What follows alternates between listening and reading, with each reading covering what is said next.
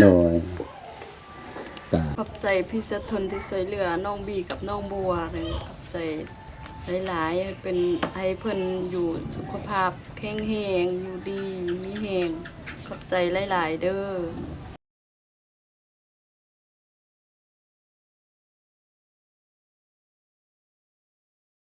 ทักทายสบายดีและสวัสดีเด้อพี่น้องบ่ว่าจะอยู่ในประเทศและต่างประเทศเนาะก็ขอยินดีต้อนรับเข้าสู่ช่องครูดอยอีกคือเก่าคือเดิมแล้วพี่น้องก็เดี๋ยวนี้ละแม่นครูดอยอยู่ที่นี่เนาะบอนที่ว่าจะสร้างบ้านให้กับน้องบัวน้องบี้พี่น้องเอ้ยเนาะเดี๋ยวอันบอกอันนั้นโอนอันโทรศัพท์เลยเด้อน้องพี่น้องก็คือเดี๋ยวนี้ละแม่นฝนตกพี่น้องเนาะนี่ก็ได้หยุดแล้วก็มาพักเนาะนี่ตอนนี้ครูดอยก็มาอยู่กับน้องบัวน้องบี้แล้วก็น้องแก้วนะพี่น้องสบายดีสบายดีสบายดีลูกโดยสบายดีพี่บายดีป้าก็เห็นหน้าบูดจ้ะยิ้มเด้อพูดตลอดบ่มีวันยิ้มหน้าบูดตลอด24ชั่วโมงเลยอย่างดีพี่น้องเนาะอย่างสบายดีกินบ่ลูกเอ้าใจก่อนแม่กับใจกันเลยขอบใจเอาบัวใจกล้าละโอ้ก็ใจละบ่โดยเอาลูกเอาใจเลยใจ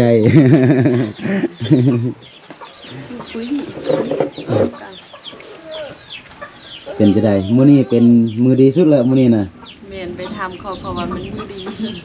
เลยให้เขาตั้งเสางั้นอ๋อมื้อนี้ละแม่นให้เฒ่าแก่เพิ่นไล่ให้แม่นเฒ่าแก่เพิ่นเบิ่งให้เป็นมื้อดีแล้วก็เพิ่นบอกว่าถ้าสิตั้งเฮือนตั้งละแม่นให้ตั้งเสามื้อนี้เป็นมื้อดีแม่นเขาก็ไปก่อนเฮาจะตั้งเสาก็ต้องไปถามเขาแถวไล่มือเนาะเขาว่ามือนี้แหละมือดีตั้งคือเขาบอกถ้ามือบ่ดีก็บ่ตั้งเพราะว่าเป็นเพื่อนเฮาอยู่ยันเฮาอยู่ดนๆไปมันจะบ่ดีถ้าเฮาตั้งมือบ่ดีเฮาต้องไล่มืองามมือดีโดยสมมุติว่าเฮาตั้งมือบ่ดีแล้วก็สมมุติว่าเฮาเฮ็ดเฮือนแล้วเฮามาอยู่เฮือนแล้วก็ยานเป็นแบบป่วยเป็นเจ็บเป็นไข้เป็นแบบนี้เนาะแม่นทีนี้ตามความเชื่อเนาะเพราะว่าเขาเชื่อตะกี้เนาะบ่ว่าเขาจะเฮ็ดหยังเขาก็ต้องไล่มือดีแล้วเขาจึงเฮ็ดสักให้สักหยังคือกันก่อนเขาจะเฮ็ดให้เขาก็ไล่มือดีเขาจึงได้เฮ็ดถ้ามือบ่ดีนี่มือค้ำมือหยังในเขาบ่เฮ็ดไปมันเข้ามันก็จะบ่ขึ้นเข้ามันจะตายหมดขนาดสักเขาให้ก็ต้องไล่มือเนาะแต่มือบ่ดีก็คือเข้านี่จะบ่ขึ้นเนาะโดยเดี๋ยวนี้ให้มันยังแม่นยังบ่แล้วเทื่อหรือว่าแล้วแต่แล้วยังทานสักยังทานจะสักยังอีกจักมื้อได้จะสักให้ก็ยังบ่ฮู้อันอยู่นี่เขาสักวันที่10ปลายพุ่นติบ่วันที่10ปลายเดือน5นี่ว่าหรือว่าเดือน6เดือน5เขาวันที่20ปลายพุ่นนี่เขาเริ่มสักอ๋อด้วยเดี๋ยวนี้น้องก็จะยุ่งน้อยนึงเนาะเพราะว่าจะสักให้แด้แล้วก็แปลงเฮือนแด้พอน้องต้องอำนวยความสะดวกก็คือเป็นน้ำโดยเฉพาะเป็นน้ำนี่แหละเดือนแต่เช้าต้องมาตักน้ำปะให้ในสร้างเพิ่นมื้อนี้สิแต่งหยังกินเด้มื้อนี้มื้อนี้นกเอาไปแต่เช้าไปซื้อเบะอยู่พุ่นอยู่บ้านนั้นปงลาดพุ่นมื้อนี้มันจะฆ่าเบะเฮ็ดแบะเนาะสู่ในสร้างกับอันญาติพี่น้องที่ว่ามาช่วยเนาะมื้อนี้เขามาช่วยเขาจะเลี้ยงเขาบ่ว่าแต่เขาได้หยังเขาจะเลี้ยงเขาหมดเด้แล้วอันเขาตั้งเช้าแล้วตั้งมื้ออื่นไปเขาจะกินเองเขาก็จะไม่ได้เลี้ยงมื้อเดียวแล้วเขาจะเลี้ยงน้ำเลี้ยงเพราะว่ามื้อนี้ละแม่นในสร้างเพิ่น3คนเพราะว่าในสร้างเพิ่น3คนนี่ตั้งเช้าก็จะบ่แพ้เนาะแม่นเนาะต้องมีญาติพี่น้องมาช่วยแล้วก็เฮาต้องได้เลี้ยงเขาเพิ่นแต่ว่าหลังจากเวียกนักตัวนี้แล้วก็คือตั้งเช้าแล้วแล้วก็ตั้งมื้ออื่นแล้วมาในสร้างเพิ่นจะกินเองเนาะโดยก็ในคลิปนี้เนาะก็คือผู้ใหญ่ใจบุญเพิ่นก็คือพี่ทนเพิ่นได้ฝากเงินมาให้ ก็คือเดือน4เพิ่นก็ฝากมาให้เนาะเดือนนี้เพิ่นก็ฝากมาให้ตืมเนาะเดือนนี้เพิ่นก็ฝากมาให้ 4,000 เอาเปลี่ยนเงินกีบมันได้อยู่2,400,000กับ80,000เพราะว่าเพิ่นก็บอกว่าเดือนแล้วอันเดือนก่อนเนาะน้องไปเฮ็ดเวียกแล้วก็บ่มีไผอยู่นํลูกหั่นน่ะเบิ่งลูกก็มายุมายะเพิ่นก็อยากให้น้องมาอยู่นํลูกหั่นน่ะนี่เดี๋ยวนี้น้องมาอยู่นํลูกเบิ่งแม่น้องบัวน้องบีนี่ป้าโทเปลี่ยนเป็นคนละคนมื้อนั้นเลยเบิ่งดูน้องบัวนี่แต่ละมื้อนี่แต่งตัวบักงามมัดผมเปียผมนี่เครื่องนุ่งมันยังก็สะอาดสะอ้านนี่น้องบีก็คือกันต่างจากตอนนั้นก็คือจากหน้ามือเป็นหลังมือเลยตอนนั้นนี่โอ้โธ่ใบโมนี่บ่ได้เลย ความเป็นเนาะคิว น้ำเหนียว นี่เดี๋ยวนี้ก็ตัวคิงมันยังก็หอมขึ้น เครื่องนุ่งมันยังก็งามขึ้นนี่นำมาอยู่น้ำลูกก็จะเป็นแบบนี้แม่นอยู่ลูกเฮาอยู่น้ำคนอื่น แต่ว่ามันก็บ่ซ้ำกับคนที่ว่าเป็นพ่อเป็นแม่นั่นแหละแล้วก็เดี๋ยวนี้น้องมาอยู่น้ำลูกน้องบ่ได้เฮ็ดเวียกผู้ใหญ่ใจบุญเพิ่นก็เบิ่งก็ยานน้องบ่มีอันครบอันกินนั่นแหละยานบ่มีแม่ย่าที่ว่าจะซื้อสู่ลูกกินนั่นแหละเพิ่นก็ฝากเงินมาให้เดือนแล้วเพิ่นก็ฝากมาเดือนนี้เพิ่นก็ฝากมาเนาะก็คือไอ้ว่าหั่นแหละก็ทั้งหมดก็คือ 4,000 บาท 4,000 บาทเฮามาเปลี่ยนเงินกีบมันได้อยู่2ล้านกับ480,000เนาะนี่ไอ้เปลี่ยนเป็นเงินกีบเป็นที่เรียบร้อยแล้วโดยกะตัวนี้ก็ให้น้องใส่จ่ายทุกมื้อซื้อครบซื้อกินสู่ลูกกินแล้วก็คือน้องว่าไปเฮ็ดเวียกก็คือไปซักข้าวให้มันยังจะได้เอาแห้งเห็นบ่เอาแห้งแต่ว่ามือที่ว่าไปซักข้าวให้เฮานี่เฮาต้องได้เลี้ยงของกินเพิ่นแม่นบ่ แม่นเนาะ เพราะว่าเฮาไปเอาแห้งนี่เฮาไปนํเพิ่นนี่เพิ่นก็เลี้ยงของกินเฮา แม่น แต่ว่ามานํเฮานี่เฮาก็เลี้ยงของกินเพิ่นแบบนี้แม่นบ่ น้องจะได้เอาเงินจำนวนนี้นั่นแหละก็คือไปเฮ็ดให้หรือว่าไปเฮ็ดเวียกก็คือเฮ็ดให้เฮ็ดสวนมันยัง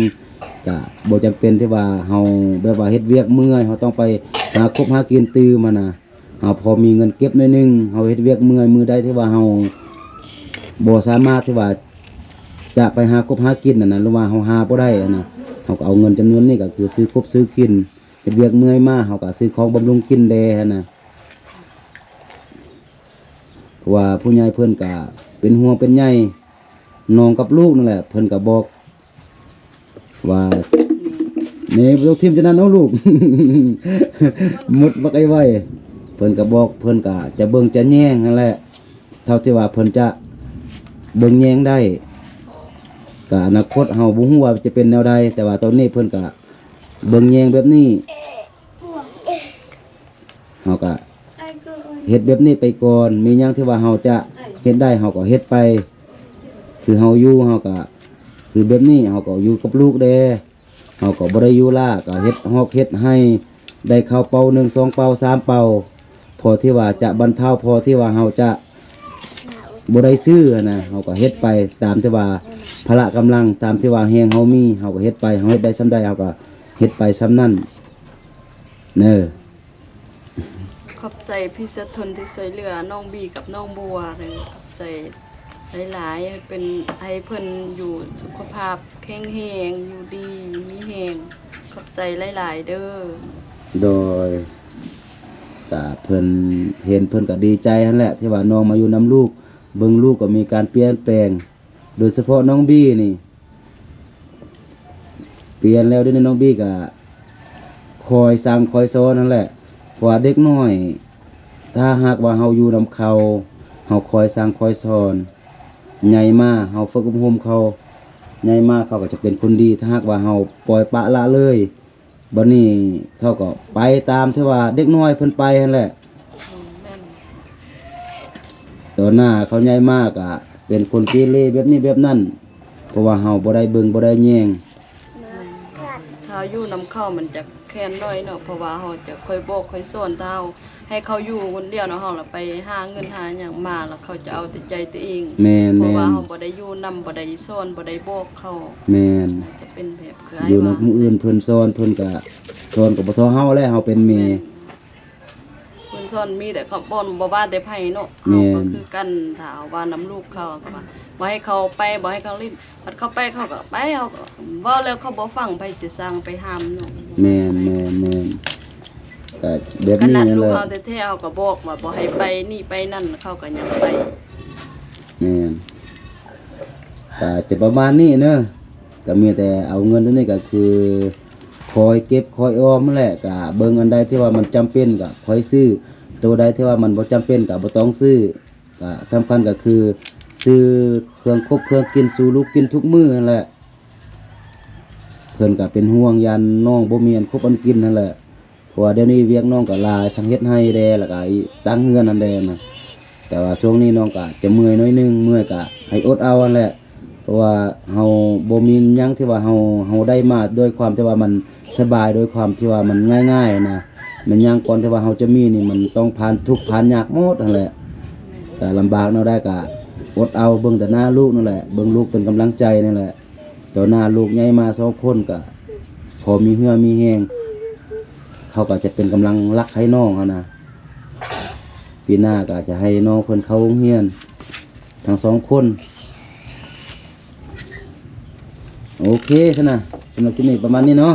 เจ้าสบายดี โดยสบายดีลูกโดยสบายดีลูก ไปดี ดอกพวงงามพี่น้องเอ้ย ไปดีแล้วก็ยิ้มพร้อมโอ้ สบายดีแหละยังมาหน้าบูธคือเก่า โอเคพี่น้องเนาะเดี๋ยวนี้ก็ฝนก็หยุดเป็นที่เรียบห้วยยังขาดแต่เสาพี่น้องเมื่อกี้ครูดอกไปบอกก็คือ เจ้าของห้านกำลังเอาเสาขึ้นรถพี่น้องเนาะก็ในคลิปนี้ก็บ่มีหยังหลายเนาะก็คือผู้ใหญ่ใจบุญพี่น้องเนาะชื่อว่าพี่ทนอยู่ทางสหรัฐอเมริกาเนาะเพิ่นก็ฝากเงินมาให้น้องบัวน้องบีน้องแก้วเนาะจำนวนก็คือ 4,000 บาท ตกเป็นเงินกีบเนาะเฮาเปลี่ยนเป็นเงินกีบก็ถูกอยู่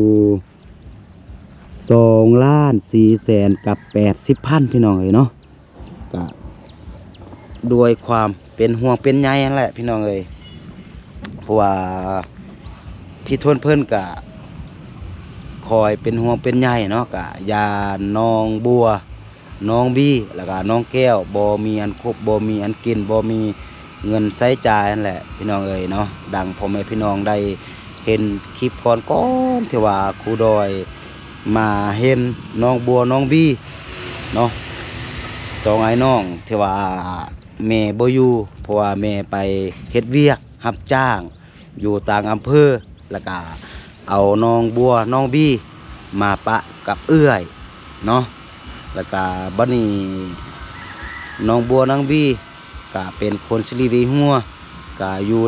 นำป้าแม่นอยู่มีที่อยู่มีที่กินมีที่นอน แต่ว่าขาดความอบอุ่นเนาะอยากได้เงินอยากได้คำอยากกินข้าวนอกกินข้าวนมก็บ่มีเงินนะแล้วก็เลยพากันไปขี่ขายะซอกคือปองเบียร์ซอกอะไรทำไมที่ว่ามันพอจะขายได้นะเนาะครูดอยไปเห็นแล้วก็บัดนี้ก็มีผู้ใหญ่ใจบุญเพิ่นก็เอ็นดูสงสารนั่นแหละก็เลยบอกครูดอยให้ครูดอยติดต่อหาแม่น้องบัวน้องบีให้แม่น้องบัวน้องบีนี่กลับมาอยู่น้ำลูกเนาะมีหยังก็